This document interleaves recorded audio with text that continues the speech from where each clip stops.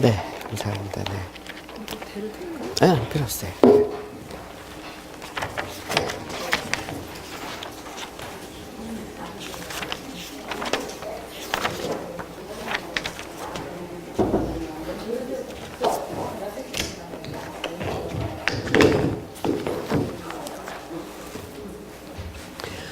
여러분들 만나서 참 반갑습니다. 오다 보니까 참 가을이 깊어가고 있는 것 같아요. 특별히 이 안산 예배당에 들어오니까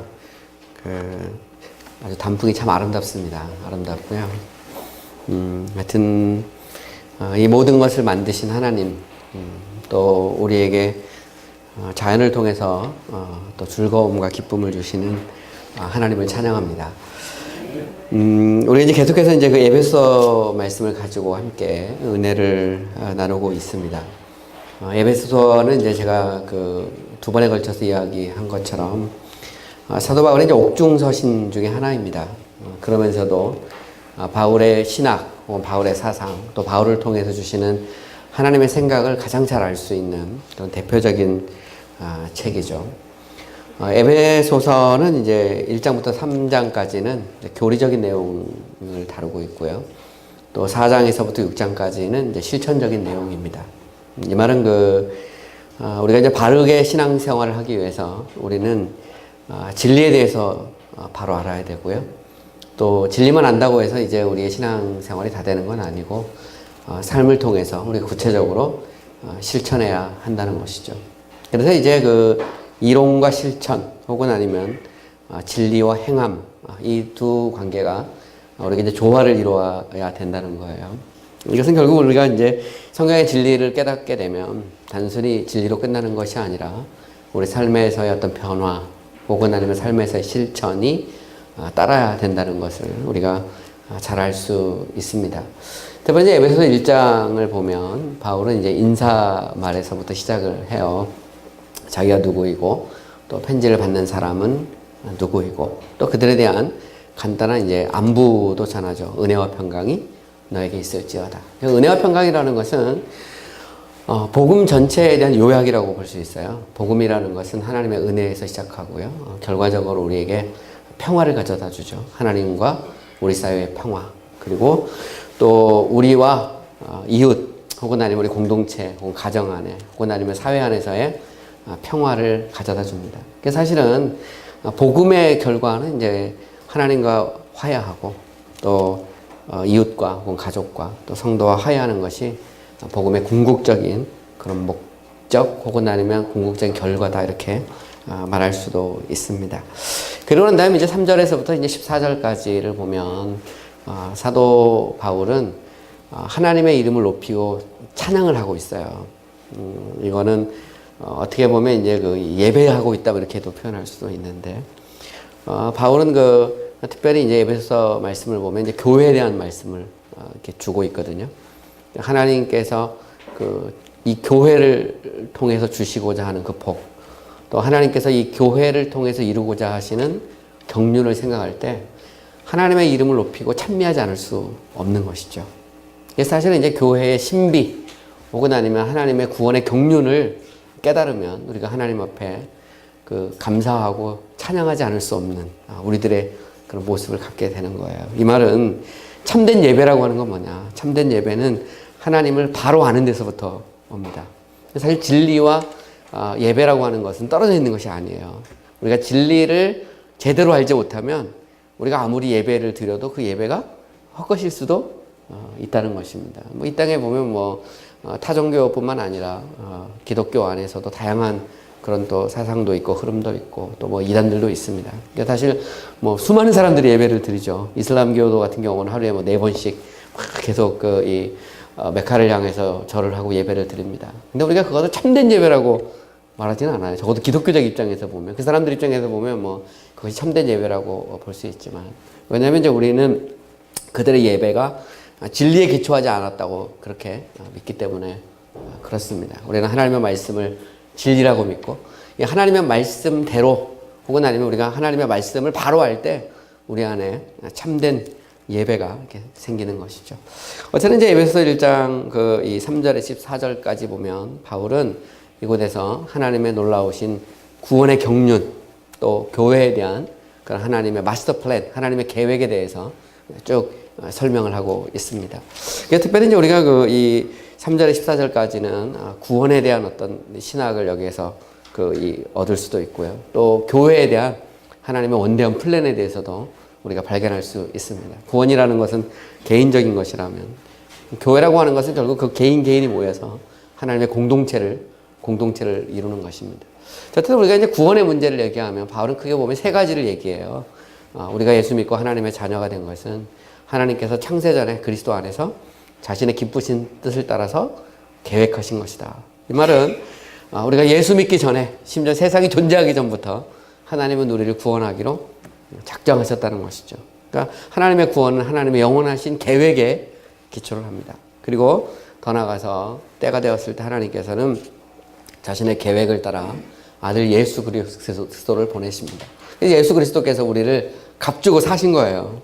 죄와 사망의 노예 상태에 있던 우리를 값을 주고 사셔서 우리를 해방시킨 것이죠. 그러니까 일종의 이 돈을 치른 것입니다. 그걸 언제 하셨냐면 지금으로부터 약 2000년 전 유대 땅 베들레헴에서 태어나시고 또 고난을 받으시고 십자가에 죽으심으로 예수 그리스도께서는 우리 죄에 대한 이 값을 다 치르신 거예요. 그걸 다 치르셨다는 증거로 부활하신 것이죠. 그러니까 다 이루신 것입니다. 이미 우리를 위한 모든 죄의 값은 다 치루어진 것이죠. 그래서 구원이라고 하는 것은 하나님의 영원한 선택과 예수 그리스도의 구속, 그죠?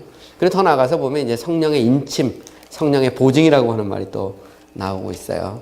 그것은 구원은 하나님의 선택과 예수 그리스도의 구속과 성령의 임재, 성령의 역사로 이루어진다고 하는 것을 알 수가 있죠. 그러니까 우리가 구원받는다고 하는 것은 하나님의 영원한 계획에 따라서 예수 그리스도께서 우리를 위해서 죄에 대한 값을 다 치르시고 때가 되었을 때 성령께서 우리 가운데 감동하십니다. 오늘 에베소 말씀에 보면 우리가 복음의 말씀을 듣고 이런 말이 있는데 누군가를 통해서 복음의 말씀을 들었을 때 그 복음의 말씀을 들을 때 우리의 죄가 깨달아지고 예수 그리스도가 믿어지는 역사가 일어나는 것입니다. 그것은 성령의 역사예요. 그것은 성령의 인침이라고도 하고 성령의 보증이라고도 말합니다. 또 성령께서 우리 가운데 내주하시기 때문에 그것은 일종의 도장을 찍는 것과 똑같은 거예요. 그래서 구원이라는 것은 하나님의 영원한 선택과 예수 그리스도의 구속과 성령의 감동하심, 성령의 인침 혹은 성령의 보증을 통해서 구원을 얻게 되는 것이죠. 그 결과 우리는 하나님의 자녀가 됩니다. 그리고 하늘에 속한 모든 신령한 축복이 우리의 기업이 되죠. 우리 이 땅에서 기업을 누리고 영원한 천국에서도 기업을 누립니다. 그 한 사람 한 사람이 다 모여지면 교회가 되는 거예요. 그래서 우리가 에베소서 1장 이 3절 14절까지 보면 교회에 대한 신학 혹은 교회에 대한 하나님의 생각에 대해서도 우리가 발견할 수 있어요. 교회라고 하는 것은 선택의 공동체입니다. 창세전에 하나님께서 계획하신 것이죠. 그러니까 교회라는 것이 그냥 어느 순간에 그냥 탁 나온 것이 아니라 하나님이 이미 세상을 만들기 전부터 그리스도 안에서 계획하신 택함받은 공동체라고 하는 것을 알 수 있어요. 또 교회라고 하는 것은 구속의 공동체죠. 그리스도 안에서 우리를 택하셨고 때가 되었을 때 그 교회를 위해서 예수 그리스도께서 피 흘리신 것입니다. 값을 주고 사신 것이죠. 그래서 우리가 교회를 구속의 공동체라고 말합니다. 더 나아가서 교회라고 하는 것은 성령의 공동체죠. 성령께서 한 사람 한 사람 가운데 임재하셔서 우리로 하여금 죄를 깨닫고 예수 믿고 우리로 하여금 하나님의 자녀가 되고 교회의 일원이 되게 하신 겁니다. 그래서 교회라고 하는 것을 우리는 성령의 공동체 이렇게 표현할 수도 있습니다. 또한 더 나아가서 교회라고 하는 것은 거룩의 공동체이기도 합니다.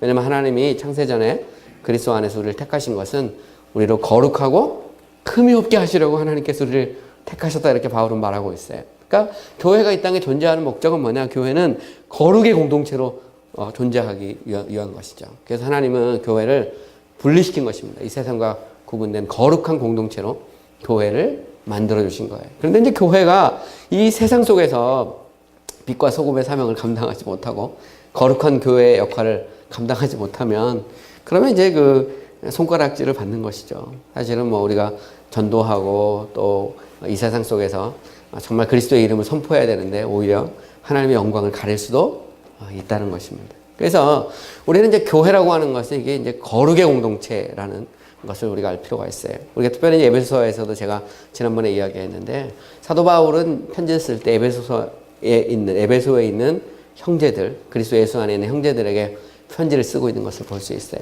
에베소에 있는 형제들에게 편지를 썼다는 것은 두 발을 에베소에 디디고 그러면서 그리스도 안에 살고 있는 것이죠. 다시 말하면 교회라고 하는 것이 이 세상 속에 사는 것입니다. 그러니까 교회가 완전히 세상과 분리되면 그것도 좀 문제가 있어요. 옛날에 뭐 중세시대처럼 막 절벽 위에다 교회를 짓는다든가 막 산속으로 깊이 들어가가지고 세상과 단절하는 것은 하나님께서 원하시는 교회의 모습이 아닙니다. 왜냐면 여러분들이 이제 성경을 읽어보면 교회라는 곳이 다 도시하고 맞물려 있어요. 에베소, 빌립보, 뭐 고린도, 이게 다 도시거든요. 로마. 그러면 결국 하나님께서 교회를 세우실 때는 삶의 터전, 그죠? 두 발을 우리가 세상에 디디고 있는데 그 세상 속에서 거룩의 공동체로 빛과 소금의 사명을 감당하라 이렇게 해서 교회를 세상 속에 두는 것입니다. 그래서 이게 세상과 자꾸 너무 단절되는 것도 문제가 있고요. 또 이게 세상인지 교회인지 이게 구별이 안 가는 것도 문제라는 것을 알 수가 있습니다. 그러니까 교회는 세상 속에서 산 위에 세운 동네처럼 어둠을 밝히고 또 방황하는 사람들에게 안내자 역할을 감당하고 또 세상과는 좀 또 구분되는 게 좀 있어야 되잖아요. 거룩한 공동체로. 우리가 이 세상의 그런 물결과 풍조에 다 휩쓸려 버리면 그런 교회로서의 어떤 힘과 생명력을 잃어버리는 것입니다. 그러면 개혁의 대상이 될 수밖에 없는 것이죠. 그런 면에서 어쨌든 보면 교회라고 하는 것은 또 거룩의 공동체이기도 하고요. 또 교회라고 하는 것은 예배 공동체이기도 합니다. 하나님이 우리를 택하신 이유는 뭐냐? 우리로 하여금 하나님의 그 크신 영광, 하나님의 지극히 크신 은혜의 영광을 찬미하게 하기 위해서 하나님께서 교회를 택하신 것입니다. 그러니까 원래 우리는 예배자가 아니에요. 원래 예배자가 아닌데 하나님께서 우리를 예배자로 부르신 것입니다. 그래서 교회를 다니면 예배를 많이 드리잖아요. 예배를 많이 드린다는 것은 우리가 예배할 때 하나님께서 영광을 받으시기 때문에 그렇습니다. 특별히 사도 바울은 만물 안에서 만물을 충만케 하시는 자의 충만이 교회 가운데 거한다고 그랬어요. 이 세상이 하나님의 기운으로 충만합니다. 우리가 가을에 이 아름다운 단풍을 보면서 하나님의 기운이 얼마나 섬세하고 얼마나 충만한지 알 수 있어요. 근데 그 하나님이 그저 만물 안에서 만물을 충만케 하시는 그 하나님이 교회 가운데 특별히 충만하게 임재하신다는 것입니다. 왜냐하면 그곳에 하나님의 자녀가 있고요. 바로 그곳에 예수 그리스도의 보혈의 그런 그 능력이 있고요. 바로 그곳에 성령께서 임재하시기 때문에 그렇습니다. 그래서 교회라고 하는 것은 예배가 살아있어야 그 교회가 진정한 교회인 것입니다. 예배를 통해서 우리가 죄를 깨닫고 하나님의 말씀의 능력을 경험하고 세상 속에서는 좀 힘들고 어려웠지만 우리가 예배할 때 위로와 용기를 얻을 수 있는 그런 공동체, 그런 예배 공동체가 진정한 교회의 모습이다 이렇게 말할 수도 있습니다. 또 이 본문을 통해서 교회라고 하는 것은 뭐냐? 교회라는 것은 하나된 공동체라고 하는 것도 우리가 발견할 수가 있습니다. 여러분, 교회라는 것은 유대인과 헬라인 사이에 차별이 없어요. 결국 교회는 그리스도를 머리로 하늘에 있는 것과 땅에 있는 것을 통일하는 하나님의 원대한 계획 가운데 있습니다. 여러분, 유대인들의 문제가 무엇이었을까요? 예수님 당시나 혹은 아니면 사도들이 복음을 전할 때 보면 유대인들은 이 복음을 자기들만의 복음이라고 생각을 했어요. 하나님을 자기들만의 하나님이라고 생각을 했습니다. 근데 사도 바울이나 사도들을 통해서 하나님께서는 유대인의 하나님뿐만 아니라 이방인의 하나님이라는 것을 계속해서 보여주셨습니다. 그것을 우리가 이제 이 에베소서에 표현해 보면 비밀이라는 게 있어요.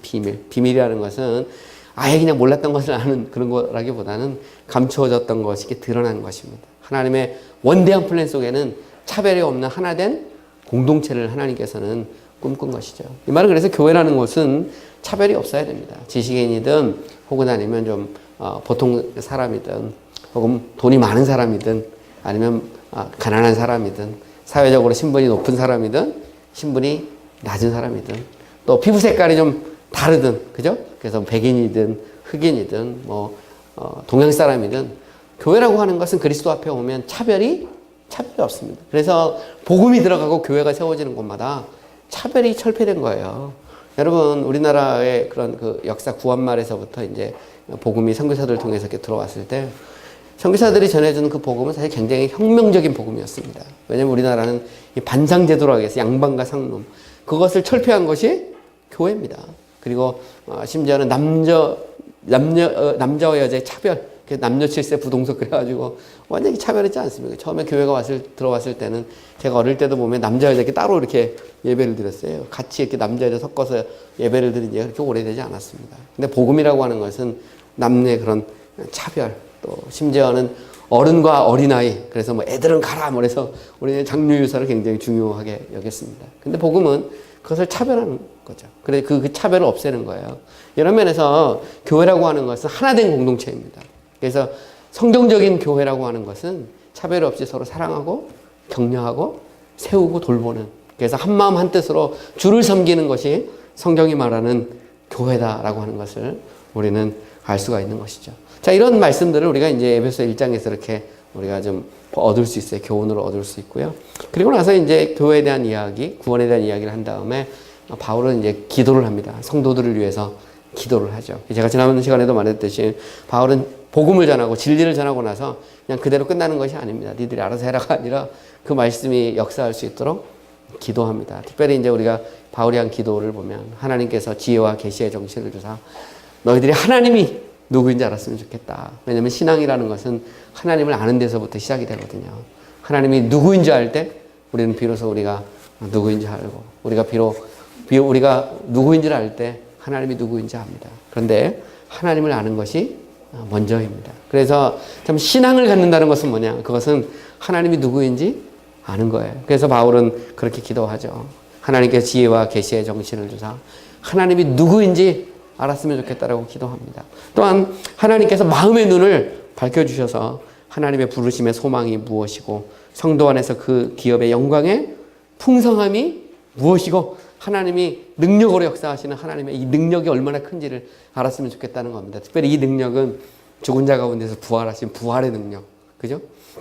어둠을 깨트리는 빛의 능력, 죽음을 이기는 생명의 능력을 알았으면 좋겠다. 이렇게 바울은 간절히 하나님 앞에서 기도하고 있는 것을 볼 수 있어요. 그것은 바울이 그만큼 성숙한 신앙을 위해서 기도하고 있는 걸 볼 수 있어요. 우리 성도들이 부자가 됐으면 좋겠다. 뭐 우리 성도들의 모든 자녀들이 전부 다 서울대학 갔으면 좋겠다. 뭐 그런 건 없습니다. 여기 보면 그 당시로 말하면 뭐 로마에 가서 출세하고 이런 것이 아니고 하나님을 알았으면 좋겠고 부르심의 소망이 무엇인지 알았으면 좋겠고 기업의 영광의 풍성이 무엇인지 알았으면 좋겠고 복음을 통해서 나타나신 하나님의 능력이 얼마나 큰지를, 이 부활의 능력이 얼마나 큰지를 알았으면 좋겠다. 이렇게 바울이 간절히 기도하는 것을 볼 수 있습니다. 그러고 난 다음에 이제 에베소 2장, 이제 오늘 본문에 대해서 이제 본격적으로 제가 좀 말씀을 나누려고 하는데요.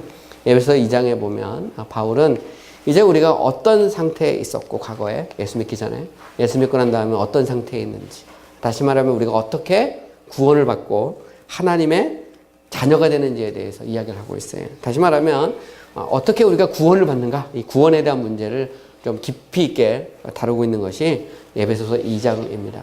우리 이제 신앙생활을 바로 하려면 우리가 이제 구원론이 이렇게 좀 잘 정립이 되어 있어야 된다, 이렇게 주장을 하는데, 사도 바울은 이미 이제 에베소 2장에서 뭐 물론 로마서나 갈라디아서도 이야기를 하지만 여기에서 구원이라고 하는 것이 도대체 무엇이고 우리가 어떻게 구원을 받고 하는 것에 대해서 잘 우리에게 가르쳐주고 있습니다. 여러분, 우리가 한 가지 분명히 알아야 될 것은 우리가 구원받기 전, 다시 말하면 우리가 죄를 깨닫고 하나님의 자녀가 되기 이전과 이후가 완전히 바뀌는 것을 이렇게 볼 수가 있어요. 그래서 우리가 뭐 새 생명, 예수, 복음의 능력 뭐 이런 얘기를 많이 하잖아요. 그러니까 과연 그러면 우리는 예수 믿기 전에 어떤 상태에 있었을까? 성경은 무엇이라고 선언하고 있을까? 예수 믿고 난 다음에 나는 과연 어떤 상태에 있지? 나는 어떻게 내가 예수 믿고 구원받았지? 이것을 우리가 오늘 본문을 통해서 좀 분명하게 알 수 있다는 것입니다. 오늘 본문이 이렇게 시작되죠. 그는 허물과 죄로 죽었던 너희를 살리셨도다. 여기 보면 우리가 예수 믿기 이전에 우리의 상태가 어떠했는지를 표현하고 있어요. 그것은 우리는 죄와 허물로 죽었다는 것입니다. 여기 보면 죽음에 대한 이야기를 하고 있어요. 우리가 예수 믿기 전에 사도 바울은 말하기를 너희는 죽어 있는 상태였다, 이렇게 말합니다. 여러분, 여기서 말하는 죽음이라고 하는 것은 뭘까요? 죽음이라는 것은 원어적인 의미를 이렇게 살펴보면 죽음은 분리를 의미합니다. 사람이 나이가 들거나 혹은 아니면 이제 병에 걸려 죽잖아요. 죽는다는 것은 무엇입니까? 그것은 영혼과 육체가 분리되어 버리는 것입니다. 그럼 죽는 거예요. 성경적으로 보면 이 육신이라는 것은 영혼이 거하는 집입니다. 집. 영혼이 거하는 집이에요. 근데 이 영혼이 거하는 집이 망가지면 그러면 사람은 죽게 되어 있어요. 왜냐하면 더 이상 영혼이 이 집에 머무를 수가 없기 때문에 그렇습니다. 그죠? 그래서 내 육체가 얼마나 든든한지 내가 한번 봐야 되겠다. 그래서 여러분이 그냥 막 달려오는 자동차에 그냥 탁 뛰어들면 죽습니다. 방법이 없어요. 아파트 한 10층에서 딱 뛰시면 무조건 죽습니다. 왜냐하면 영혼이 거하는 육신이 망가지면 영혼도 더 이상 거할 수 없기 때문에 그렇습니다. 그러니까 사람이 죽는다고 하는 것은 영혼과 육체가 분리되는 거예요. 그러니까 사실 나이가 든다는 것은 육신이 점점 망가지는 것입니다. 쉽게 말하면 떠날 때가 점점 가까워오는 것이죠. 그래서 뭐 삭신도 쑤시고 안 생기던 병도 생기고, 그리고 사실 뭐 한국 사람의 한 30%는 암으로 죽죠.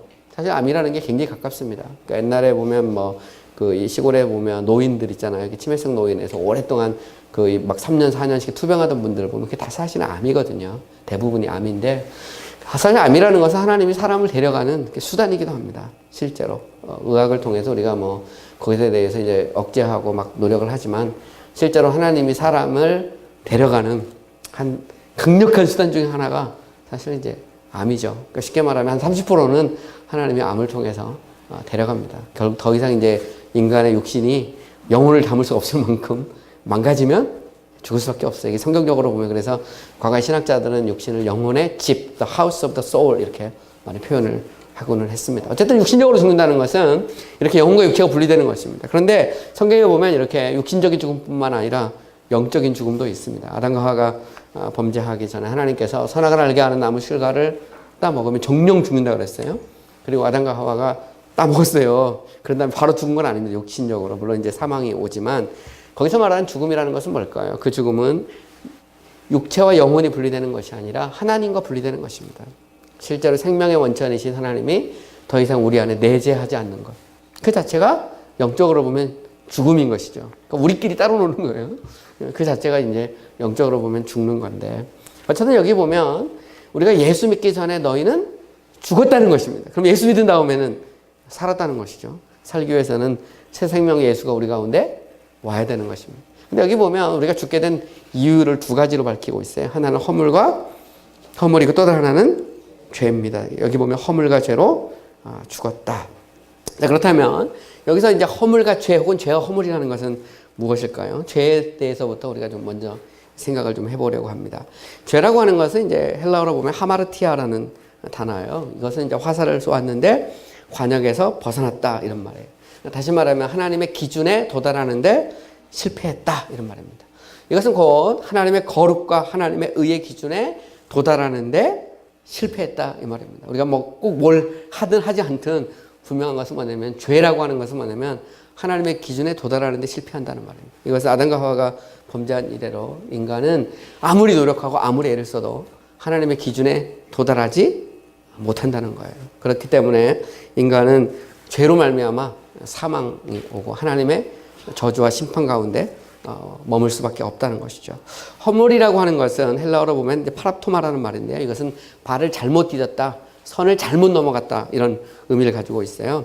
이것은 하나님께서 하지 말라는 계명을 고의적으로 어기는 것을 의미합니다. 다시 말해서 죄와 허물이라고 하는 것은 뭐냐면, 죄는 내재적이고 원천적인 것이라면 허물이라고 하는 것은 의도적이고 외적인 것입니다. 이 말은 결국 인간은 내적으로나 외적으로나 인간은 죄인이라는 것이죠. 그래서 보통 이제 신학에서 이렇게 통칭해서 그냥 죄 이렇게 말합니다. 그 죄라고 하는 것은 내적인 측면도 있고 외적인 측면도 있고 하나님의 기준에 모자라는 것도 있고 의도적으로 범하는 것도 있고, 그래서 이거를 좀 전문적인 말로 뭐 커미션 앤 오미션 이렇게 말하는데, 범하기도 하고 미달되기도 하고 이런 말입니다. 그러니까 실제로 죄라는 것은 바로 그런 양면을 가지고 있어요. 이것을 이제 좀 정교하게 분리할 때는 죄와 허물과 죄라고 이렇게 분리해서 표현합니다. 어쨌든 아담과 하와가 범죄한 이래로 인간은 내적으로나 외적으로, 우리가 직접적인 행위로나 혹은 행위를 하지 않아도 인간은 결국 죄와 허물로 죽어 있는 상태에 있다는 것이죠. 그래서 우리가 이제 이사야 59장 1, 2절에 보면 이런 말씀이 있어요. 여호와의 손이 짧아 구원하지 못함도 아니요, 귀가 둔하여 듣지 못함도 아니라 오직 너의 죄악이 너희와 너희 하나님 사이를 내었고 너희의 죄가 그 얼굴을 가려서 너희를 듣지 않으시게 함이라. 결국 인간은 아무리 노력하고 있어도 사실 이 하나님의 기준에 도달할 수도 없고요. 또 영적으로 볼 때는 인간은 스스로 하나님과 뭔가 이렇게 관계를 회복할 수 있는 능력이 없습니다. 그리고 사실 또 엄밀히 말하면 여기서 죽었다라고 하는 것은 죽은 자가 할 수 있는 게 아무것도 없어요. 죽은 사람이 뭐 말을 하겠습니까? 움직이겠습니까? 감각이 있겠습니까? 그것은 결국은 인간은 죄와 허물로 죽었다는 것은 죄와 허물로 말미암아 하나님의 저주와 진노 가운데 있다라고 성경적으로 선언을 하는 것입니다. 좀 더 오늘 본문을 좀 더 보면 인간은 이렇게 죄와 허물로 죽었을 뿐만 아니라 오늘 본문 2절에 보면 이렇게 되어 있어요. 그때 너희는 그 가운데 행하여, 여기 보면 행한다는 말이 있습니다. 인간은 죄와 허물로 죽었을 뿐만 아니라 그 상태로 행동을 한다는 거예요. 움직인다는 것입니다. 이 말은 결국 어떤 의미냐면 인간은 죄와 허물로 죽었을 뿐만 아니라 그 가운데서 노예처럼 살고 있다는 것입니다. 이 말은 하나님과 우리가 분리되었을 때 우리는 자유인 것 같지만 사실 그렇지 않다는 거예요. 우리는 노예 상태에 있다는 것입니다. 우리가 이제 사도 바울의 그런 이 여러 가지 서신서들을 계속해서 읽어보면 바울은 우리가 노예 상태에 있다는 이야기를 계속해서 말합니다. 그러니까 우리는 자유한 것 같지만 자유하지 않다는 거죠. 많은 사람들이 착각하는 것이 뭐냐면 우리가 자유가 있다는 겁니다. 교회를 올 자유도 있고 교회를 오지 않을 자유도 있고, 그런 면에서 분명히 자유가 있습니다. 그러나 우리 스스로 죄를 깨닫고 회개하고 예수 믿을 만큼의 자유가 있는 것은 아니라는 것이죠. 왜냐하면 우리는 영적으로 죽었기 때문에 그렇습니다. 여러분들 이 자리에 참석할 수도 있고 안 참석할 수도 있어요. 그런 부분에서 자유가 있습니다. 분명히 여러분들은 그런 면에서 자유하죠. 그런데 여러분들이 스스로 죄를 깨닫고 그리고 회개하고 예수 믿고 이 하나님의 능력과 도우심이 없으면 인간은 절대 스스로 죄를 깨닫고 우리가 예수 믿지 못합니다. 그래서 과거에 우리 신앙의 선배들은 믿음을 선물이라고 그랬어요. 하나님이 주시는 선물이다. 그러니까 믿음이라고 하는 것도 내 스스로 갖는 것이 아니라 하나님께서 은혜를 주셔야 돼요. 하나님이 은혜를 주시면 나도 모르게 아멘 하고 믿어지는 것이죠. 여러분도 한번 곰곰이 생각해 보세요. 여러분이 내가 죄를 깨닫고 예수 믿게 됐지, 그게 내가 막 잘나서일까 아니면 하나님이 은혜를 주셔서 그랬을까? 여러분, 구원이라는 것은 전적으로 하나님의 은혜입니다. 하나님께서 우리와 하여금 죄를 깨닫고 예수 믿게 하셨기 때문에 우리가 구원을 받은 거예요. 이런 의미에서 구원이라는 것은 하나님의 선물이죠. 그러니까 오늘 본문에도 보면 사도 바울은 죄와 허물로 죽었을 뿐만 아니라 우리는 그 가운데 행했다는 것입니다. 근데 본문을 좀 잘 보면 우리는 이렇게 노예 상태인데 세 가지 노예 상태를 지적하고 있어요. 오늘 본문을 좀 더 잘 읽어보세요. 이렇게 되어 있습니다. 오늘 본문을 좀 더 보시면 그때 너희는 그 가운데서 행하여 이 세상 풍조를 따르고 공중의 권세 잡은 자 마귀를 따랐으니 곧 지금 불순종의 아들들 가운데 역사하는 영이라. 전에는 우리도 다 그 가운데서 우리 육체의 욕심을 따라 지내며 육체와 마음에 원하는 것을 하여 다른 이들과 같이 본질상 진노의 자녀이었더니. 여기 보면 사도 바울은 우리가 죄와 허물로 죽었고 우리가 그 가운데 행하면서 세 가지 노예 상태에 있었다고 주장합니다. 첫 번째는 세상의 풍조고요. 두 번째는 사단입니다. 여기 보면 공중의 권세 잡은 자, 곧 지금의 불순종의 아들 가운데 역사하는 영, 그죠? 마귀를 말하는 거고요. 세 번째는 우리는 육체의 욕심, 죄된 육체의 본성의 노예 상태에 있었다 이렇게 말합니다. 그러니까 우리는 죄와 허물로 죽었다는 말은 하나님과 분리돼서 우리는 기준에 도보다라고 의도적으로 죄를 지면서 우리는 사실 세 가지를 하나님의 도우심이 없으면 절대로 벗어나지 못한다는 겁니다. 첫 번째가 뭐냐면 우리는 세상의 풍조의 노예 상태에 있다는 겁니다. 여기서 말하는 세상의 풍조라는 것은 뭘까요? 세상의 풍조. 세상의 풍조를 이거는 이제 영어로 보면 콜스 이렇게 돼요. 콜스. 이걸 오늘 우리식으로 좀 표현하면 일종의 이 세상적인 가치관 뭐 이런 거 이렇게 표현할 수도 있어요. 조금 세련된 말로 세상적인 세계관 이렇게도 말할 수 있는데 여기서 세상의 풍조라는 것은 이 세상의 가치관을 따라 사는 것입니다. 여기는 뭐 우상 숭배도 있을 수 있고요. 혹은 차별의 문제도 있을 수 있고 혹은 아니면 물질주의도 있을 수 있고요. 폭력이나 음행 뭐 다양하게 나타날 수 있습니다. 여러분 이 세상에는 세상의 풍조가 있어요. 이 세상의 흐름이 있습니다. 근데 이게 참 하나님이 은혜를 주지 않으면 인간이 여기서 벗어나기가 굉장히 어렵다는 것입니다. 물질이라는 것도 마찬가지예요. 이게 돈이라고 하는 것도 인간이 막 자유롭게 나는 자유해 돈하고 자유해 된다고 해서 이게 쉽게 자유하는 것이 아니라는 것입니다. 여러분 참 요즘에 우리나라에 보면 뭐 이혼율이 굉장히 높아요. 굉장히 높은데 제가 영국에서 공부할 때 제가 다니는 영국 교회가 그렇게 막 큰 교회는 아니었습니다. 근데 침례교회는 한 100년 정도 된 그런 교회였어요. 근데 그곳에 이 성도들이 처음에 한 4, 50명 모였다가 나중에 교회가 이제 분쟁이 일어나서 영국 교회도 분쟁이 일어나더라고요. 그래서 보면 할아버지 할머니하고 저희 가족 12명 이렇게 남았었는데 나중에 이제 하나님께서 또 은혜를 주셔서 교회가 한 100여 명으로 이렇게 성장을 했습니다. 근데 보면 이 영국 교회 성도들하고 이렇게 교제를 해보면 한 절반 정도는 이혼 경험이 있어요. 굉장히 이혼율이 높습니다. 영국 자체가. 근데 요즘 우리나라도 그래요. 요즘 뭐 세 쌍둥 두 쌍이 깨진다고 할 정도로 이혼율이 높습니다. 특별히 이제 황혼 이혼도 굉장히 높고요. 근데 이제 이혼의 대부분의 원인, 가장 중요한 이 대부분의 원인은 이 외도 문제, 남자의 외도 문제가 이제 굉장히 크고요. 왜냐면 이거는 일종의 계약을 깨는 거거든요. 서로에 대한 신뢰가 무너지기 때문에 사실 이게 바람 피우는 게 별거 아닌 것 같지만 그게 사실 신뢰를 깨버리는 거거든요. 상대에 대한 신뢰를 깨기 때문에 그 자체가 이제 이혼으로 가는 굉장히 높은 비율을 차지하고 있고요. 또 다른 하나가 돈 문제입니다. 돈. 그죠? 남편이 돈 잘 벌어줄 때는 아무 문제가 없었는데 남편이 이제 실직하고 그것이 금방 해결될 줄 알았는데 이게 1년, 2년, 3년, 4년 막 가면서 파산하게 되고 어려움을 겪다 보면 그 속에서 참 이혼으로 연결되는 경우도 참 많습니다. 근데 사실 여러분, 복음이라는 건 뭘까요? 하나님이 주신 결혼이라는 건 뭘까요? 우리가 이렇게 결혼 이렇게 주례할 때 보면 바람이 불어도 비가 와도 머리가 팥뿌리가 되도록 끝까지 지키겠다 이렇게 맹세하게 하잖아요. 그거는 그만큼 환난과 시련이 많다는 것입니다. 사랑하면 그것을 견디고 또 견디는 것인데 사실 그렇지 못하는 경우가 많습니다. 사실은 어떻게 보면 이제 이 세상의 풍조가 그만큼 강한 것이죠.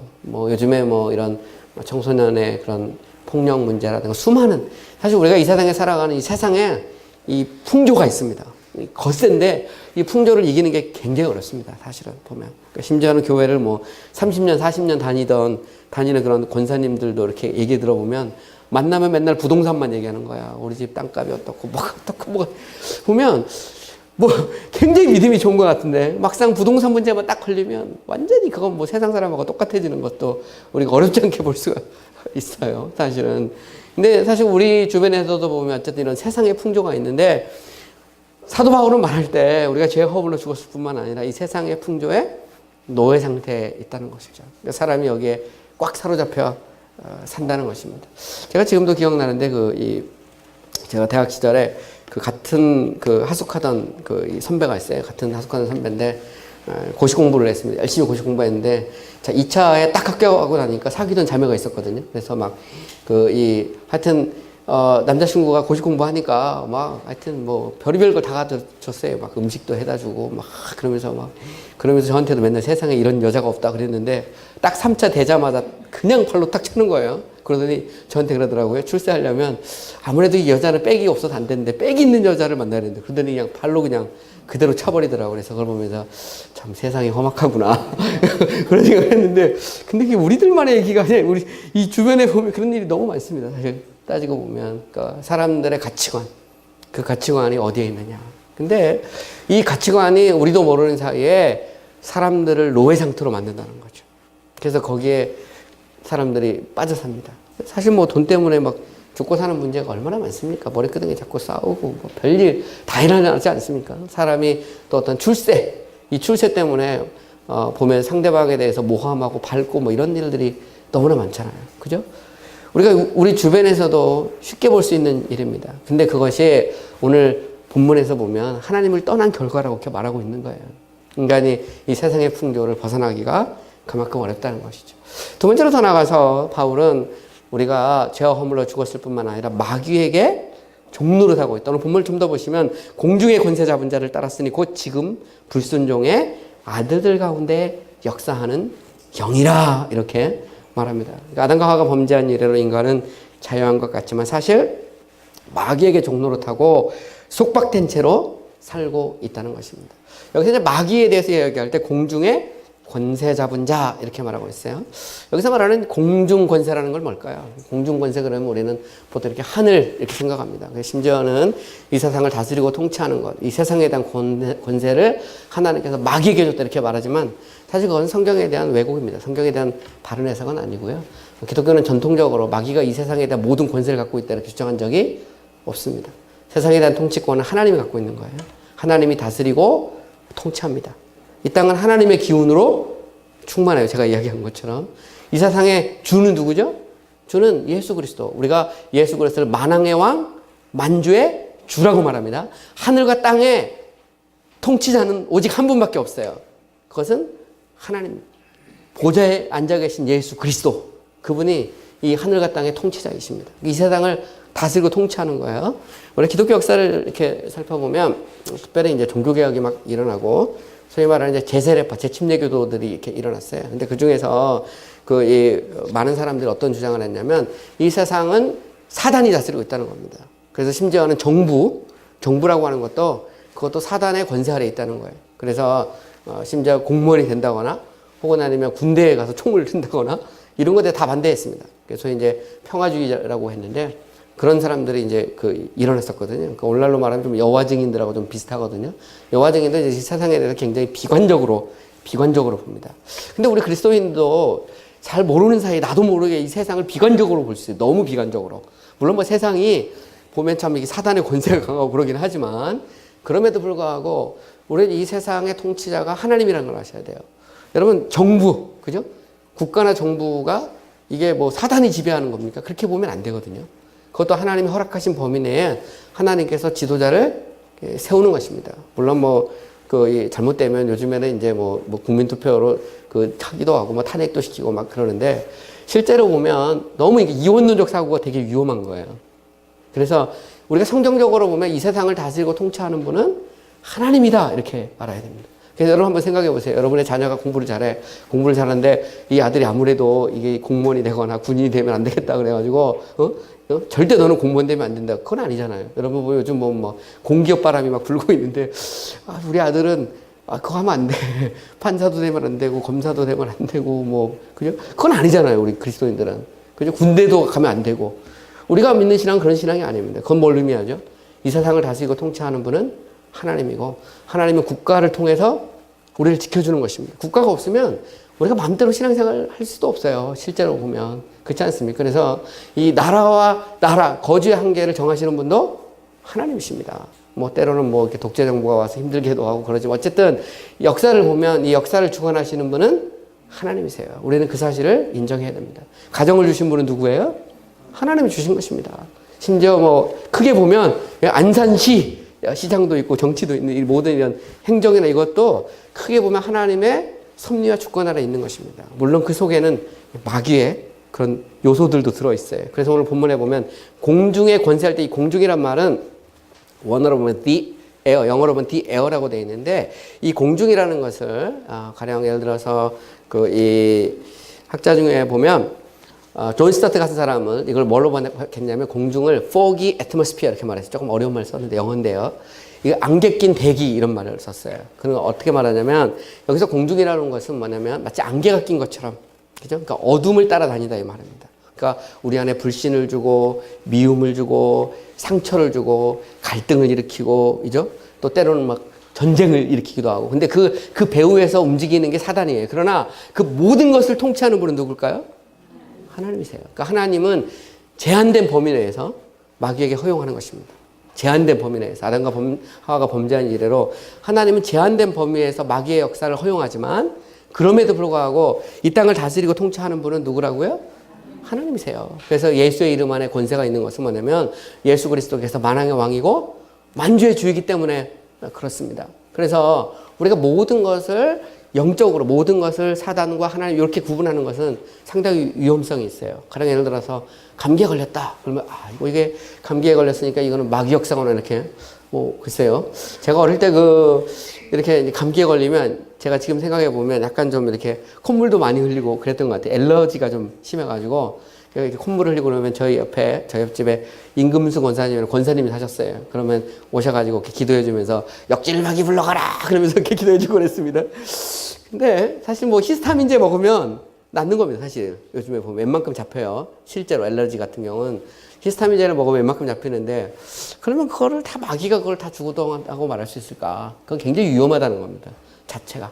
여러분들이 만약에 여기도 의사분들이 있을지 모르지만 환자 올 때마다 이게 마귀 들렸다 이렇게 말하지는 않잖아요. 대부분이 보면 처방전을 내리고 거기에 따라서 적정한 약을 먹으면 해열제를 먹으면 열이 떨어진다거나 그죠? 또 콧물이 심하면은 항히스타민제를 주면 그걸 먹어서 조절이 된다거나 대부분이 조절이 됩니다. 사실은. 이런 면에서 보면 너무 우리가 막 그냥 막 그 마귀 막 이것도 문제가 있는 거예요. 왜냐하면 하나님은 이 땅을 다스리고 통치하라고 주신 것입니다. 우리는 하나님의 자녀로 이 세상을 살죠. 물론 우리는 마귀에 가공할 만한 힘이 있다는 것도 알아야 됩니다. 그죠? 그래서 참 이 어둠 속에서 마귀는 갈등을 일으키고 상처를 줍니다.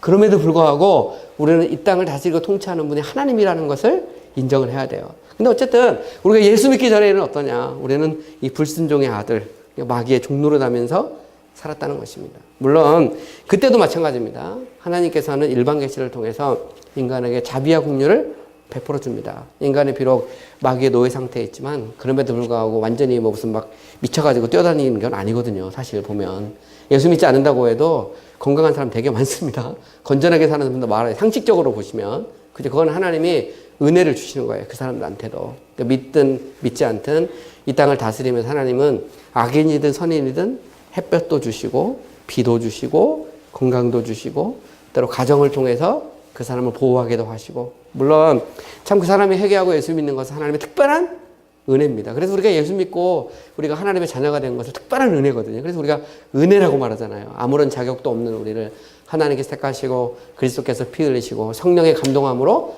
우리를 자녀 삼아 주셨다. 우리는 그렇게 고백을 하는 것입니다. 어쨌든 오늘 본문을 잘 보시면 우리가 죄와 허물로 죽었을 뿐만 아니라 우리는 세상의 풍조를 쫓고 그리고 마귀에게 종노릇하고 있다는 거죠. 그 마귀가 가장 활동적으로 역사하는 것은 이제 불순종하는 그 아들들 가운데, 다시 말하면 그리스도를 알지 못하는 사람들의 영혼을 사로잡고 있습니다. 그럼에도 불구하고 우리는 하나님의 또 은혜에 대해서도 우리가 좀 생각을 해야 되고요. 어쨌든 더 나가서 세 번째로 보면 이제 우리가 이 마귀에게 종노릇할 뿐만 아니라 우리는 육체에 종노릇 하고 있다는 것입니다. 육체. 여기 보면 여기서 말하는 육체라는 말이 나오는데, 여기서 육체라고 하는 것은 쉽게 말하면 이런 몸이 아닙니다. 성경에서 말할 때 여기서 말하는 육체라는 것은 죄악된 본성을 의미하는 죄된 본성. 영어로 simple nature 이렇게 표현하는데 죄악된 본성. 이 말은 무슨 얘기냐면 아담과 하와가 범죄한 이래로 인간에게는 죄된 본성이 있다는 거야.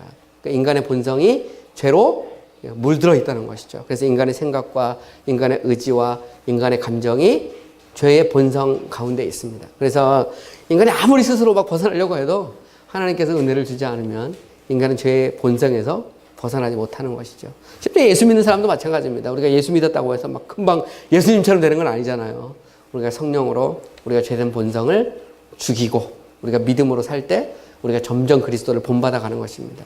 여전히 우리도 죄의 본성의 문제를 갖고 씨름합니다. 심지어 로마서 7장 같은 데 가면 사도 바울도 오라 나는 공고한 자로다 이 사망의 몸에서 누가 나를 건져내고 탄식합니다. 내 안에는 두 개의 법이 싸우는데 하나는 하나님의 뜻을 행하려고 하는 법과 또 다른 하나는 육체의 법이 있다는 거죠.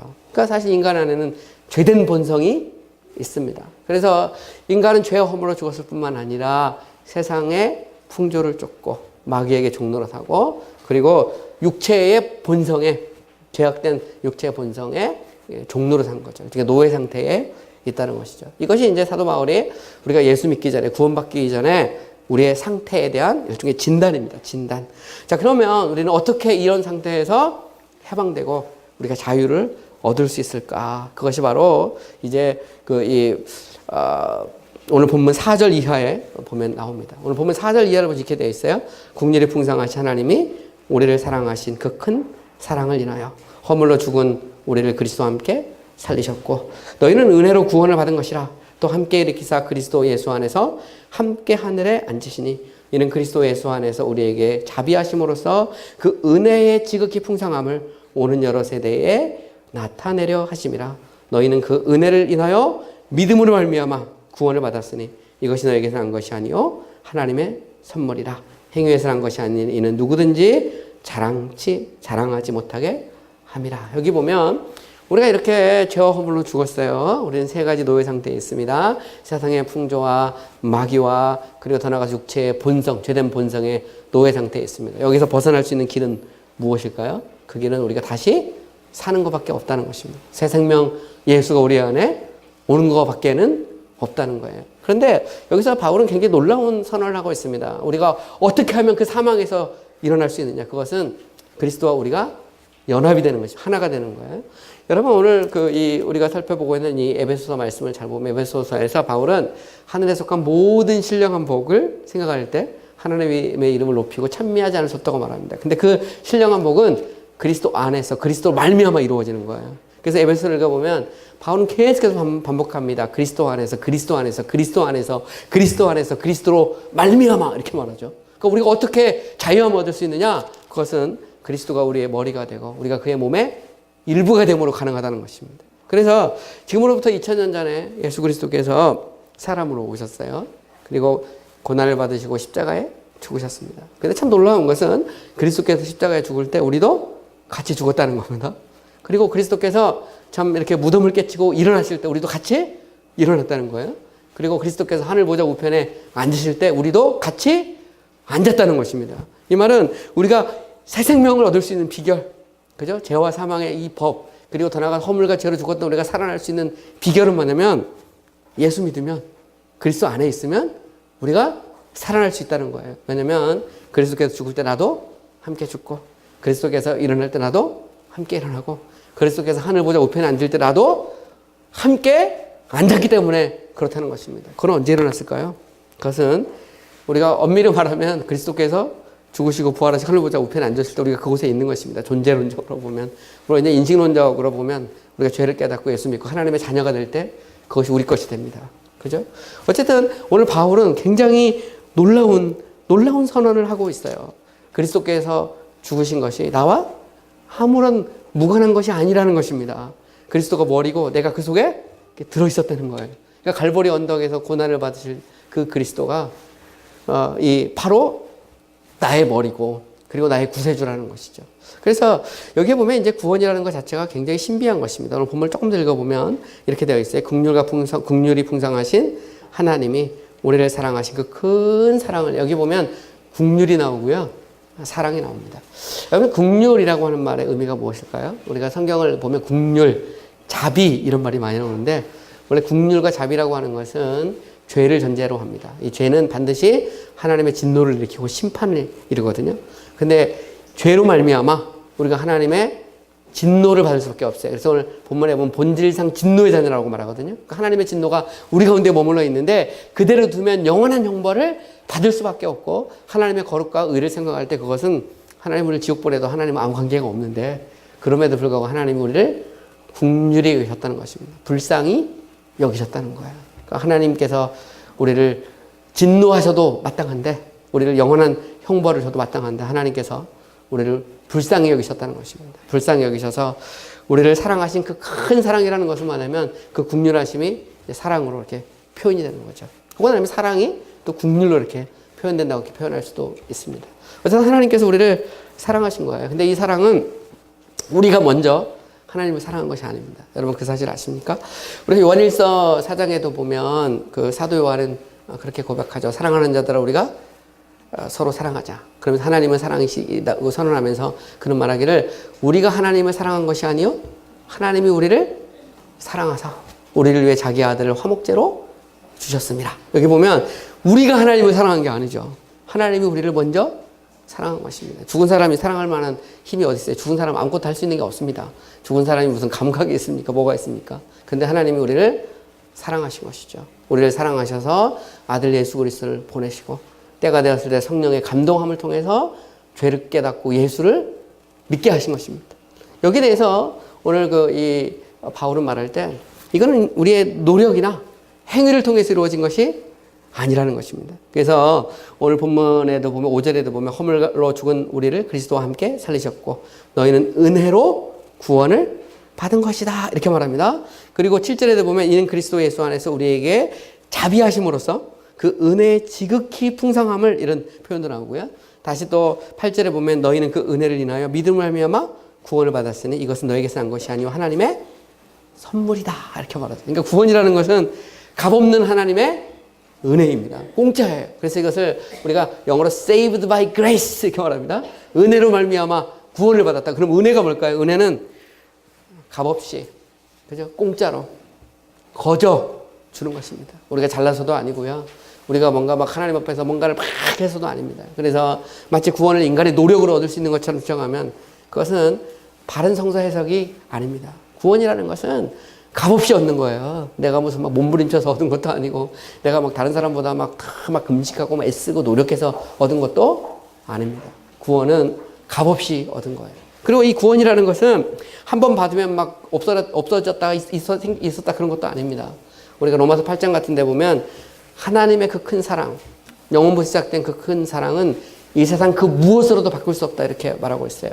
우리 침례교인들은 구원의 확신을 믿었어요. 구원의 확신.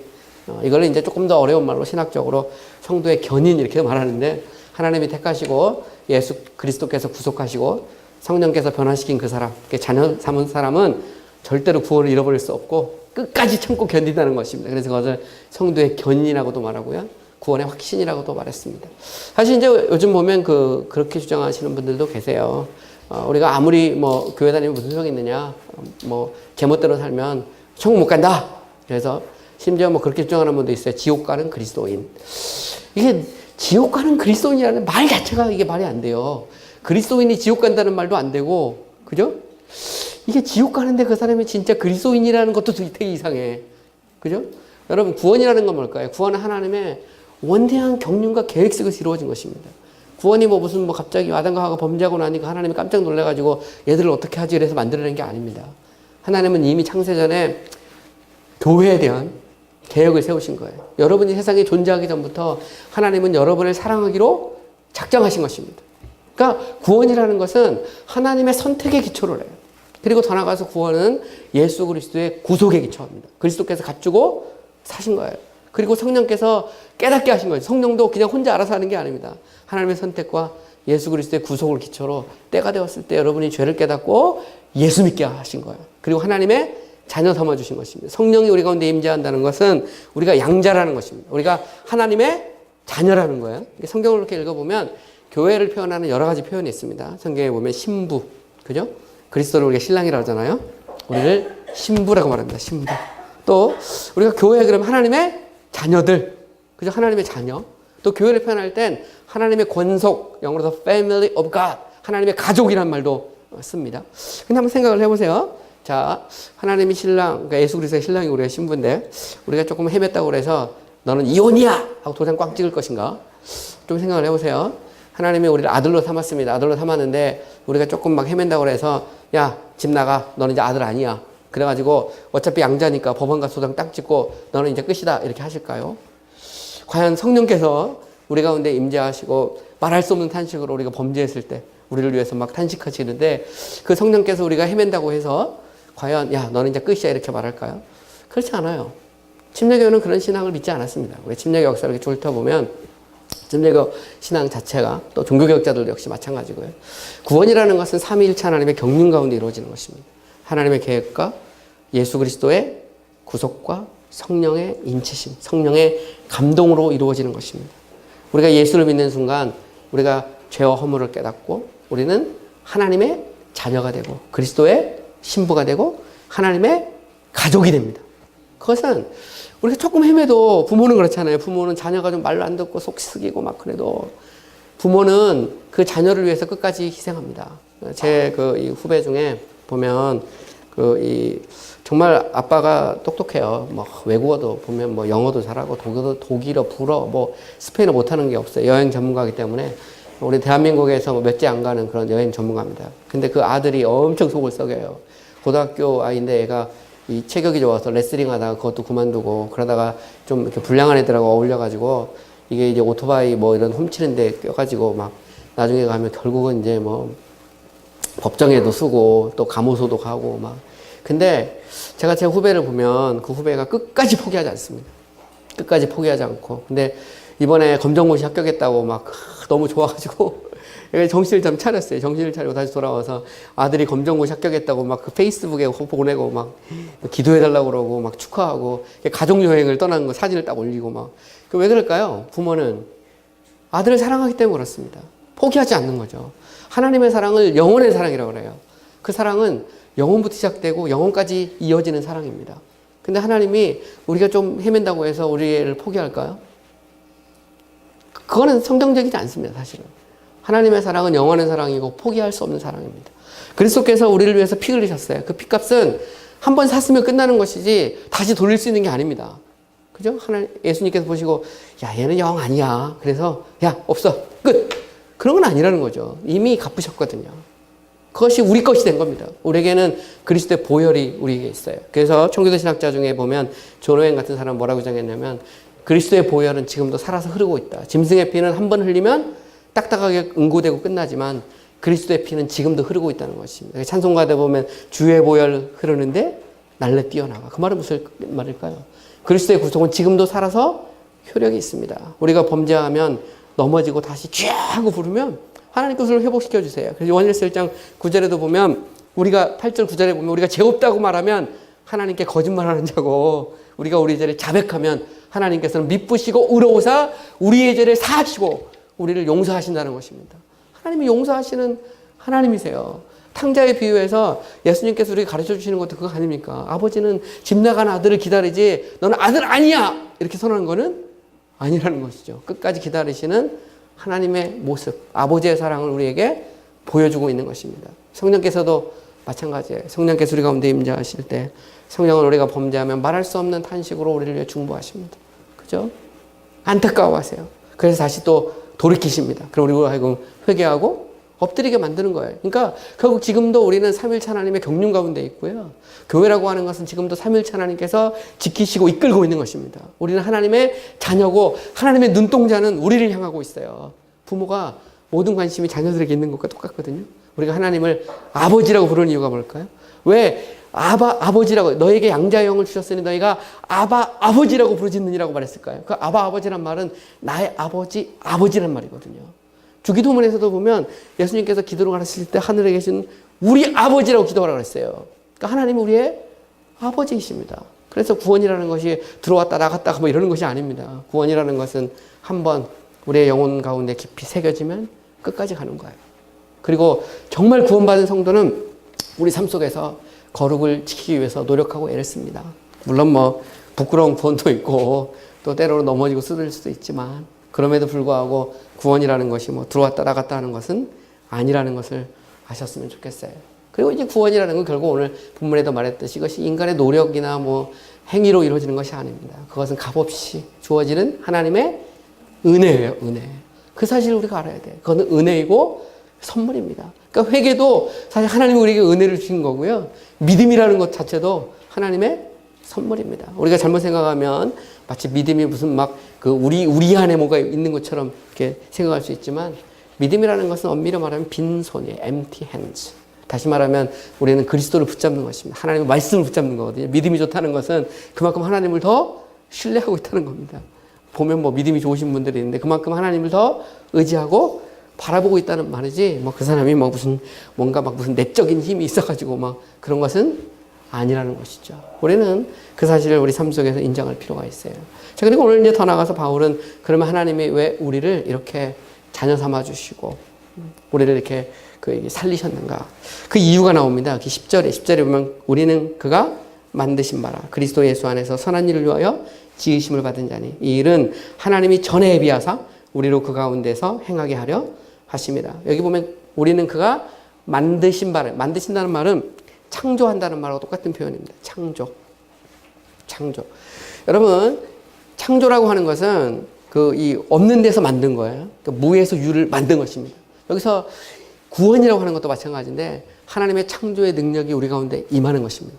사실 이게 불순종의 아들들 가운데 역사하는 영이라고 할 때 마귀에 대해서 얘기할 때 그 역사한다는 그 표현과 하나님께서 역사한다는 표현이 같은 단어예요. 이 말은 뭐냐면 어둠의 세상, 어둠의 세력은 하나님의 영, 하나님의 역사가 없으면 이게 사단이 쉽게 떠나는 게 아니라는 것입니다. 창조의 영, 부활의 능력이 역사할 때 어둠이 떠나는 거예요. 그러니까 그리스도의 복음이 있는 곳, 하나님이 임재하는 곳에는 마귀는 떠날 수밖에 없는 것이죠. 왜냐하면 그곳에 하나님의 영이 임재하기 때문에 그렇습니다. 어쨌든 여기 보면 우리는 누구냐? 우리는 하나님의 만든 하나님의 걸작품이라는 겁니다. 걸작품. 근데 이때 그 걸작품은 그냥 이렇게 조각하고 이런 정도가 아니라 완전히 창조의 영이 우리 가운데 임하셨다는 말이에요. 그만큼 놀라운 그 죽은 자를 살리는 그죠? 부활의 능력이 우리 가운데 임함으로 우리가 이제 죄와 사망 가운데 있던 우리가 이제는 새 생명을 얻고 이제 하나님의 자녀의 일꾼이 됐다는 그런 의미를 가지고 있습니다. 그래서 여러분들 기억하실 건 뭐냐면 나는 하나님의 걸작품이다. 이런 그런 자의식을 가지시기 바랍니다. 교회도 마찬가지예요. 여러분들 보면 여러분들 하나님의 걸작품이십니다. 아멘? 네, 맞아요. 하나님이 여러분을 만드신 오늘 본문에 나오잖아요. 우리는 그가 만드신 바다에 말이에요. 창조주이신 그분이 창조의 능력을 가지고 허물과 죄로 죽었던 우리를 살리셔서 우리를 하나님의 아름다운 교회로 만들어 주셨다는 거예요. 그것이 바로 오늘 교회가 가지고 있는 힘이고 능력이죠. 왜? 무엇 때문에? 그것은 우리로 하여금 그리스도 예수 안에서 선한 일을 위하여. 여기 선한 일이라는 것은 뭐냐면 한마디로 말하면 선한 일은 예배, 경건, 실천 이렇게 표현할 수도 있어요. 이 말은 하나님이 우리를 만드신 이유, 죽음 가운데 살려 새 생명 예수로 그리스도 안에서 한 몸을 이루신 이유는 뭐냐면 우리로 선한 일을 하게 하려고 만드셨다는 것입니다. 제가 처음에 시작할 때 그런 얘기를 했어요. 진리와 행함이라는 것은 때려야 뗄 수 없는 관계가 있다. 떨어진 게 아니라는 것이죠. 우리가 하나님을 알면 우리는 우리 삶 속에서 거룩과 경건을 행하게 돼 있어요. 우리가 정말 주님을 알면 우리 속에 찬양이 나오고 기도가 나오고 막 예배가 나오게 돼 있거든요. 왜냐하면 하나님이 우리를 만드신 이유가 바로 여기 있기 때문에 그래요. 하나님이 교회를 세우신 이유는 뭐냐면 우리로 선한 일을 하게 하려고 하나님이 우리를 만드셨기 때문에 그렇습니다. 그래서 이 선한 일이라는 것은 경건, 거룩 뭐 이런 여러 가지 표현으로 우리가 생각을 해볼 수 있습니다. 근데 참 놀라운 것은 여기에 대해서 오늘 다시 한번 또 말하죠. 여기서 이 일은 하나님이 전에 예비하사 우리로 그 가운데 행하게 하려 하시며 여기 보면 하나님이 계획하신 거예요. 그러니까 교회는 하나님의 계획에 따라서 시간 속에서 만들어진 것이죠. 그래서 여러분들이 지금 이 시간 이곳에 앉아 있는 것도 하나님이 이미 창세전에 계획하신 것을 믿으시기 바랍니다. 여러분 하나님의 걸작품들이세요. 왜냐하면 하나님이 이미 작정하시고 예수 그리스도를 통해서 값을 주고 사시고 성령을 통해서 여러분을 인치시고 또 자녀 삼아주시고 기업을 선물로 주신 거거든요. 그래서 이 세상 그 누구보다도 하나님의 걸작품 그것이 바로 여러분들이고 교회입니다. 그리고 바로 그 교회를 만드신 이유는 선한 일을 하게 하려고 그죠? 이 세상에서 하나님의 이름을 높이고 하나님의 영광을 찬미하게 하려고 여러분을 만드신 것입니다. 그래서 아무쪼록 이 구원의 진리가 여러분들 안에 차고 넘치기를 주님의 이름으로 축원합니다. 우리 다 같이 기도하겠습니다. 오늘 말씀을 기억하면서 우리 다 같이 한번 우리 소리를 내서 한번 기도했으면 좋겠어요. 하나님, 내가 누구였는데 하나님께서 참 나를 긍휼히 여기시고 사랑하셔서 자녀 삼게 하셨는지 참 감사합니다. 우리 다 같이 우리 기도하겠습니다. 사랑과 은혜가 많으신 아버지 하나님 감사합니다. 하나님께서 우리를 사랑하시고 이렇게 아버지 우리를 이곳까지 불러주신 것을 감사합니다. 우리가 우리의 모습 생각할 때 연약하고 부족합니다. 그러나 하나님께서 우리를 사랑하셨고 또 이렇게 자녀 삼아주신 것을 감사합니다. 우리를 하나님의 걸작품으로 만들어주신 것을 감사합니다. 우리 안에 선한 일이 차고 넘치게 도와주시고 우리 안에 있는 참 많은 어려움과 시련도 있지만 하나님께서 그 모든 것을 극복하게 도와주시고 하나님께서 아버지 하나님의 이 교회를 통해서 영광받아 주시기를 원합니다. 우리 한 사람 한 사람 붙잡아 주시옵소서. 우리에게 용기와 힘을 주시옵소서. 다시 한번 일어나서 아버지 이 시대 하나님께 영광을 돌리는 사랑하는 성도들이 될 수 있도록 하나님 축복하여 주시옵소서. 참 좋으신 하나님 아버지 감사합니다. 하나님께서 우리를 사랑하시고 오늘도 이렇게 주님 앞에 나와 참 오후 늦은 시간까지 우리가 말씀을 묵상하고 또 하나님을 예배할 수 있도록 은혜 주신 것을 감사합니다. 우리가 무엇이길래 하나님께서 우리를 창세전에 그리스도 안에서 택하여 주시고 우리를 위해서 사랑하는 아들 예수 그리스도를 보내셔서 피 흘리게 하시고 우리를 죄 가운데서 구원하여 하나님의 자녀 삼아 주셨는지 그리고 성령으로 감동하고 죄를 깨닫고 우리가 하나님의 자녀가 되고 우리가 하나님의 놀라운 기업을 선물로 얻게 하셨는지 우리가 감사하지 않을 수 없습니다. 하나님 우리 사랑하는 성도들 한 사람 한 사람 붙잡아 주시옵소서. 특별히 우리 삶 속에서 갈등하고 또 넘어지고 쓰러져서 참 그 속에서 신음하고 있는 성도들이 있습니까? 하나님 붙잡아 주시고 찾아가 주시고 어루만져 주시고 위로해 주시고 다시 한번 일으켜 세워 주시옵소서. 하나님 우리 앞에 있는 시련이 있습니까? 그 시련을 이길 수 있는 힘과 용기도 허락해 주시고 우리 모두가 하나님의 선한 일을 하는데 열심을 내는 사랑하는 성도들이 될 수 있도록 은혜 베풀어 주시옵소서. 오늘 또 이어지는 순서 가운데도 하나님 함께 해주시고 우리 마음에 어둠이 떠나게 하시고 우리 안에 참다운 기쁨이 차고 넘칠 수 있도록 은혜 내려 주시옵소서. 이 모든 것 사랑이 많으신 예수님의 이름으로 기도드렸습니다. 아멘.